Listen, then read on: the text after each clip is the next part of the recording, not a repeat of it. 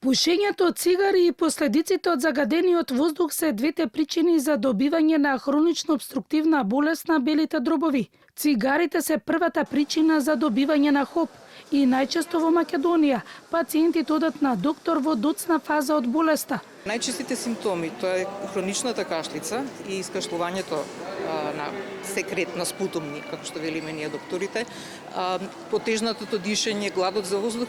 Пушачите го поврзуваат со од цигарите мие ќе помине. Значи поминува еден долг период на време, ние велиме индолентно подмукло се провлекува болеста, во моментот кога ќе се јават на доктор заради игнорирање на овие симптоми, болеста е веќе во напредна стадија.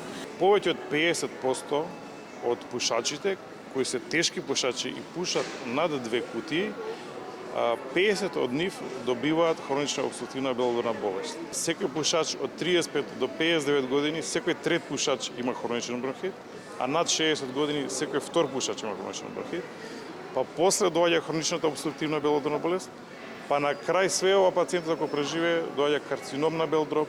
На Светскиот ден за заштита од ХОП се организираа прегледи каде на граѓаните им се правеа испитувања за капацитетот на дишењето. На дел од нив им беше дадена препорака за итна проверка во болница.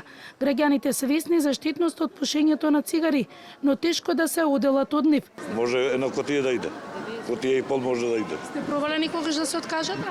Не откажам. Најубавата цигара е која јадеш леп. Димитар Икономов има 82 години. Задоволен од прегледот и раскажува дека никогаш не пушил цигари и резултатите за возраста се одлични. Да, добри че. Можам да се пријавам за маратон.